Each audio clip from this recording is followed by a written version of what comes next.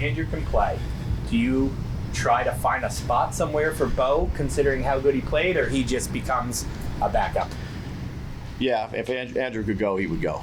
He'll be the guy. So, but again, let's see. Yeah, no, let's see where we're at. Again, with where AT is at, and if he can go, we'll have a plan for that. So again, he's had 2 good days. He's done more than he's done the last few weeks leading up to it. We'll get him out here today, see how he feels after those 2 days of, I'd say, a number of reps that he's had. Could that plan include a rotation? Yeah, something we'll talk about. That's kind of going in line with what Ryan said about Bo. I mean, do you consider it all getting, if Bo is a tackle, maybe Jermaine in at guard, anything like that to try to get the 5 best on the field, depending on how Bo looked? Yeah, I feel good about the guys that we have playing right now. So, again, Bo, it's good to see him do the things he did out there. Again, all this will sort itself out after today, and we'll do what we think is best. Did Bo jump to be the next tackle up? Is he ahead of James now? So we'll go through all that stuff. But again, I thought he did a nice job when he was out there. Daves, I don't know if it took, I know we're hammering Bo at this point, but the overall view, even back in the spring, you guys made the point and said, we're going to work him at tackle. And you kept him at tackle throughout, and it didn't matter. Even though on draft night you guys had talked about, might have some guard potential, might have some center potential. Was that challenging to do with a young offensive lineman to kind of test the patience and say, whether he's second, third, fourth, we're going to keep him at tackle and let him grow into a tackle? Yeah, I'd say, Art, that again, he was having a good camp. He's done a good job since he's been here. So for a young player that was kind of playing on both sides, he was progressing nicely. For a young player, we're going to leave him at that spot and let him continue to do that. I know you're going to have discussions, you always have discussions, but with Andrew, at the end of the day, is it up to the player in the circumstance, or can you say you're ready to go, we need you? How does that work? That's a good question, Dan. So I listen to the doctors, I listen to the trainers, and I listen to the player. And then ultimately, whether it's AT or another player, the trainers, the doctors, the medical staff, the strength staff, everybody's involved in those discussions, and then come to a general consensus of, hey, this is what's best for whoever it may be. Certainly don't want to put somebody out there that isn't ready to go. So I'd say that definitely the player has input as to how they feel, how they're progressing. Then there's the medical, diagnosis of it and the conversations that take place with whatever injury it may be. Is the biggest challenge with Andrew right now, Brian, is it recovering from the injury, or is it a stamina thing right now that he hasn't had those full days and things of that nature? Sorry, scattered. Can you repeat that, please? That's fine. I thought I hear you, son. It's a daily thing. Yeah. You might have forgot your question. No, that's fine. No.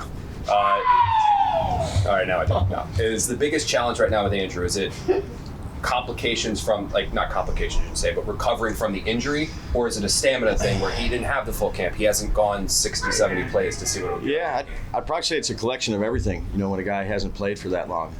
So, again, I think our medical department, I think Andrew, they've done everything they could do, each and every day, each and every week to continue to improve. And, again, he's went 2 days where he's taken a lot of reps. Take a look at him out here today, see how that feels on the 3rd day. So, again, see how it goes today. What is camp brought energy-wise to the team? There you go. There you go. He's like that pretty much all the time. So, loves the game of football. I think he plays it the right way. He's been a good addition for a young player and to our team with his mindset, his energy, his toughness. Ryan, why are you backing off Nacho? So you have a setback, or? Yeah, again, a guy that's I'd say a little bit older. So we'll back off. We'll see where he's at. Again, there's I'd say a number of guys. Today, tomorrow, it's good to have a game a little bit later on Sunday night and let it go all the way to the end. What have you seen from Bobby so far in the first 2 games, and how do you feel about what's behind him at this point, depth-wise? I think he's played well. He's had a lot of tackles, been productive for us. I think he feels good. He had a good camp. So been a good leader for us, but he's been productive out on the field for us as well. And next man up. Flan will be out here again today. I thought he did some stuff yesterday that was encouraging. Again, where that's at, got a whole nother data to look at it. So those guys got to be ready to go. Do you have to be more creative in that position with other guys with some flexibility? We saw Burns there for a snap or two. Same thing with Abdul. Yeah, I'd say it's a delicate balance of moving guys around and playing new positions that maybe they haven't played. Certainly, you can do different things personnel package-wise. Again, we got to get these other guys ready to play. Make sure they're ready to go. Brian, how do you look at home games? And by that, what I mean is, do you look at them as it's just one of 17 games, or when you look at the better teams, they have generally a better record at home over the significant stretch. Like, how do you view, as a whole, the home games versus? Well, it's always good to get back and be able to operate offensively, communication-wise, without the noise. And you love the support of the fans, and you got to give the fans, it can be an advantage. You got to play well at home to create home field advantage and create that energy within the stadium.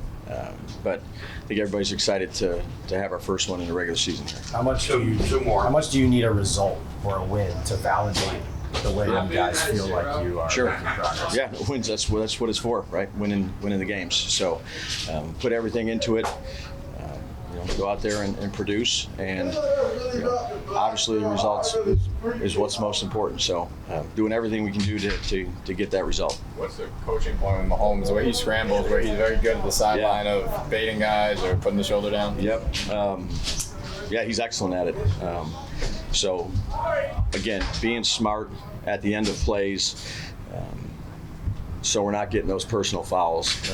There's a delicate balance between the effort and the style and the attacking style that you need to play with.